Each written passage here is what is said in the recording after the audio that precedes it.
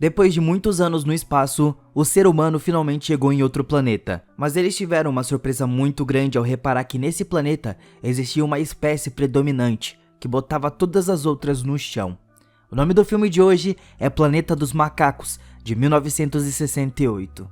Pessoal, não esquece de deixar o like para ajudar a gente a continuar trazendo mais e mais histórias para vocês. Uma tripulação no espaço estava em sono criogênico. O astronauta George Taylor estava fazendo seu relatório final. Exatamente há meio ano atrás, eles deixaram o Canadá. Só que mais de 7 séculos se passaram na Terra durante esse período. As pessoas que os enviaram nessa jornada já morreram há muito tempo. Mas o Taylor não se arrepende do que eles fizeram. Tudo parece diferente agora. O fluxo do tempo é distorcido e o espaço é ilimitado. A única coisa que ele gostaria de saber é se a humanidade é um milagre do universo. Ele olhou o relógio e notou que era dia 27 de março de 2673. Ele olha para os seus companheiros e se deita na sua cama. Depois de um tempo, a nave faz um pouso de emergência em um planeta desconhecido e se encontra no meio de um lago. A tripulação acordou no meio daquele caos e percebeu que eles dormiram muito mais do que o tempo calculado. Mas o choque mais terrível é a morte da única mulher que se chamava Stewart. Naquele momento, a água começa a entrar na nave. Eles precisam evacuar, especialmente porque as amostras mostram que a atmosfera é adequada para respirar. Olhando para o relógio da nave, mostrava que ele estava congelado no horário da Terra, 25 de novembro de 3978. A tripulação abandona a nave que estava afundando e entram em um bote salva-vidas. Os humanos navegaram até a costa, maravilhados com a grandeza da natureza ao seu redor, mas não há sinais de inteligência em lugar nenhum. O Taylor lembra que eles estão a 320 anos-luz da Terra em um planeta desconhecido na constelação de Órion. É impossível determinar com precisão, pois ninguém teve tanto tempo de olhar as leituras do instrumento. Ao chegar na costa, o Taylor fez um inventário do que eles foram capazes de resgatar da nave. Uma pistola de 20 cartuchos de munição, kits de primeiros socorros e um suprimento de comida e água para 3 dias. A única questão agora é quanto tempo dura um dia aqui. Aqui, eles estão discutindo a estranha morte da Stewart, que foi aparentemente causada pela despressurização. Parece que eles estavam voando por 18 meses, enquanto na Terra já se passaram cerca de 2000 anos. Não há esperanças de voltar, e o tempo apagou tudo o que eles sabiam. Portanto, eles precisam começar a estudar esse planeta.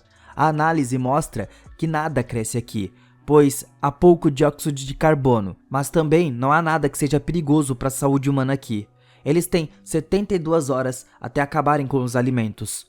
O Landon coloca uma pequena bandeira dos Estados Unidos da América na costa e os astronautas iniciam a sua jornada. Os arredores são estranhos e rochas selvagens bizarras estavam por todos os lados, além de canyons sem vidas. As pessoas quase ficam presas sob deslizamentos de terras várias vezes. Os trovões iluminam o céu. Eles sabem que estão bem longe da Terra. Seus entes queridos morreram há 20 séculos. Mesmo se eles voltassem, ninguém se lembraria deles. O Taylor conversa com seus parceiros sobre por que eles embarcaram nesse voo. Talvez tenha sido pela fama, novos conhecimentos ou a oportunidade de viver mais. Mas agora, eles viveram muito mais do que qualquer outro humano na Terra. Apenas o Taylor partiu nessa jornada porque ele é um sonhador, só isso. Ele estava confiante de que deve haver algo melhor do que humanos no universo. Naquele momento, o Dodge o chama. Ele encontrou vida, um broto verde quase imperceptível. Isso aí significa que há plantas aqui e eles precisam encontrar mais vida. O grupo continua em frente, em todos os lugares que olham, eles encontram rochas estranhas. Mas à frente, eles conseguem ver arbustos verdes e algumas estranhas cruzes que lembram espantalhos. Depois de caminhar um pouco mais, os astronautas ficam emocionados ao finalmente poderem ver água potável na frente deles. O grupo, entusiasmado, tira rapidamente as roupas e salta para nadar. Na margem, eles notam pegadas humanas na areia. De repente, eles conseguem ver alguém roubando as roupas e os homens os perseguem. Os ladrões deixaram para trás vestígios que eram óbvios do seu caminho, como partes de roupas, e logo eles se deparam com suas roupas todas rasgadas e vestem o que sobrou. Finalmente eles chegaram a um local onde tem muitas pessoas se comportando de maneira bastante estranha. Eles ficam em silêncio e não prestam atenção nos astronautas. Eles estavam calmamente comendo frutas. Os terráqueos ficam perplexos com esses humanos, que parecem quase selvagens, e eles não são canibais. De repente, um som ameaçador vem da floresta, e as pessoas começam a correr. Os astronautas tentam entender o que estava acontecendo e de repente conseguem ver o que pareciam ser pessoas em cima de cavalos armados, mas olhando mais de perto, são macacos. Eles aparentemente estão caçando humanos. Os terráqueos tentam fugir e no calor da perseguição, eles se separam. Tiros são ouvidos de todas as direções. O Taylor corre em direção ao rio e quando percebe ele está prestes a pular, um dos macacos atira nele, o deixando inconsciente. O astronauta é amarrado e jogado em uma cela com outros prisioneiros. Ele fica surpreso ao ver os macacos tirando fotos deles como se isso fosse uma lembrança. O Taylor é levado a um hospital onde é examinado por um dos macacos cientistas. Eles examinam o Taylor, que estava vestido com roupas estranhas. Mais 2 chimpanzés discutem sobre a necessidade de estudar o cérebro dos animais, ignorando o Taylor, que ainda estava se recuperando do ferimento que teve na garganta e estava incapaz de poder falar qualquer coisa. Pela manhã, a doutora Zira faz a sua ronda. Ela fica intrigada com um animal estranho que ela chama de olhos brilhantes, porque ele finge falar de forma hilariante e convincente. O Taylor tenta demonstrar que é inteligente e tenta arrancar o lápis da mão da Zira. Nesse momento, o Dr. Zaias entra e a Zira mostra a ele o ser humano excepcional que ele tem ali. Mas o doutor é cético e vê ele apenas como se estivesse tentando apenas imitar a Zira para chamar a atenção. O doutor até pensa que ele pode ser inteligente, mas ele está irritado descartando tudo como se fossem apenas truques baratos. Humanos são perigosos e devem ser destruídos. Depois disso, eles levam uma humana como presente e trancam ela na cela com o Taylor. No dia seguinte, o Taylor e sua companheira estavam na parte de fora de todo esse local. A Zira traz o seu noivo, que é um arqueólogo chamado Cornelius, para mostrar a ele o Taylor, mas ele não vê nada demais e ficam discutindo sobre como ele escreve na areia, mas ninguém presta atenção nele. Naquele momento, o Dr. Zaias chega irritado que a Zira estava aqui com o seu humano de novo. De repente, um homem selvagem ataca ele e uma luta começa. Os guardas arrastam o Taylor para longe e o Zaias vê o que ele tinha escrito no chão e rapidamente apaga. A Zira pede desculpas ao Taylor, mas ele pega o papel e o lápis e escreve seu nome no pedaço de papel. A Zira fica sem acreditar nisso e o leva para casa. O Cornelius não acredita nas suas histórias e acredita que são apenas truques falando que os humanos não sabem escrever. Eles tentam descobrir onde ele aprendeu e o Taylor escreve o nome da sua escola. Os macacos ficam chocados acreditando que ele é realmente inteligente. O homem explica que eles vieram de outro planeta e o Cornelius fica confuso porque voar é impossível. Então o Taylor faz um avião de papel. Depois ele pede para ver os mapas e explica onde eles pousaram e como eles chegaram lá. A Zira e o Cornelius discutem ferozmente e ele afirma que os humanos são uma mutação no elo perdido entre o símio e o macaco. E é bem possível que os macacos evoluíram dos humanos. O Dr. Zaias entra lá e descobre o avião de papel e o esmaga e manda que o Taylor seja levado para uma cela. Ele dorme e quando os macacos chegam, eles dizem que o Taylor estava pronto para castração, mas ele se liberta e sai correndo da cela. Ele consegue se esconder no templo dos macacos, mas é notado e o homem tem que correr pela cidade dos macacos. O Taylor acaba em um museu onde humanos são empalhados e são exibidos. Chocado, ele corre para a rua, mas é pego em uma rede onde a Zira o encontra e então a voz dele volta, e isso choca os macacos. Mais tarde na cela, o Taylor tenta ensinar a Nova a falar, mas os macacos levam a garota embora e a colocam em uma cela diferente de frente a dele.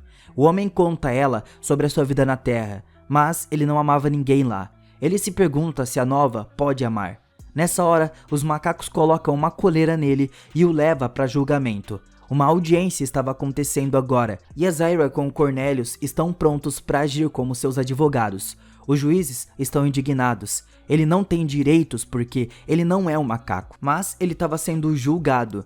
O tribunal dá continuidade aos seus advogados e o Taylor pretende se defender, e o cientista é chamado para testemunhar, tentando provar a irracionalidade do homem, porque ele não sabe as respostas básicas para perguntas simples. Mas o Taylor não pode conhecê-las porque ele não estudou a sua cultura. A pessoa é proibida de falar. Então ele escreve a sua declaração e a envia ao tribunal. O Cornelius lê que o Taylor é um explorador espacial e chegou de outro planeta, mas os macacos não acreditam nele. Eles exigem trazer as pessoas capturadas com ele. O Taylor vê o Landon, mas ele não reconhece o amigo e a cicatriz é encontrada na sua cabeça.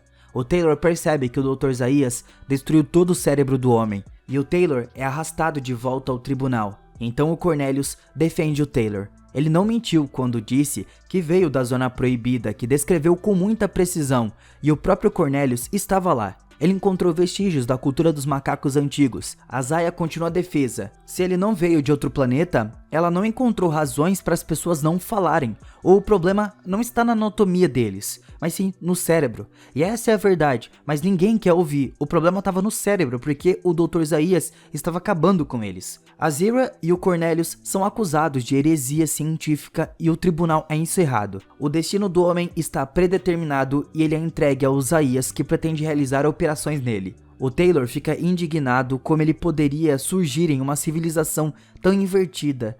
Mais importante, por que o Zaias tem tanto medo dele? A Zyra, por outro lado, não pode aceitar isso e ela organiza a fuga do Taylor para fora da cidade com o Cornelius. Eles os encontram com cavalos e suprimentos. A caravana parte e chega ao rio. Se eles seguirem o rio, eles chegarão ao mar e logo chegarão ao local onde o Cornelius estava escavando. Ele estava pronto para levar o homem até a caverna, então a Zyra vê a perseguição acontecendo. O Dr. Zaias alcançou os fugitivos e está prestes a ter uma surpresa bem desagradável, porque o Taylor estava armado. O terráqueo oferece um acordo ao médico. Se o Cornelius puder provar que sua cultura não é mais antiga que a dos humanos, ele os deixa em paz. Todos vão para a caverna. Enquanto Cornelius mostra suas descobertas, o Taylor descobre peças sobressalentes de um humano ali, um esqueleto. Mas a descoberta principal é uma boneca humana. Ela diz a palavra mamãe. Zaias tenta encontrar uma explicação razoável, quando tiros são ouvidos do lado de fora. Todos correm para a saída. São os médicos improvisados que não conseguem manter a palavra e atacam. O Taylor pega o Zaias e o leva como refém para fora. O Taylor tenta fazer um acordo, pedindo comida e água. Depois ele prende o doutor ali e vai embora. O Dr. Zaias nessa hora fala que seus ancestrais são os culpados pelas terras proibidas sem vida. Os soldados do médico libertam ele dali e ele ordena que a caverna fosse explodida, além da Zyra e o Cornelius serem presos. Ele aparentemente salva o futuro do seu povo, e o Taylor com a nova no cavalo andam pela praia. De repente, ele pula do cavalo horrorizado, porque eles estavam de fato na Terra esse tempo todo. Ele acredita que destruíram a civilização. A nova olha para o Taylor com medo, e ela não faz ideia do que estava diante dela, a parte superior da Estátua da Liberdade. Esse é um filme que tem muitas sequências pela frente, e se vocês quiserem, a gente pode trazer as continuações.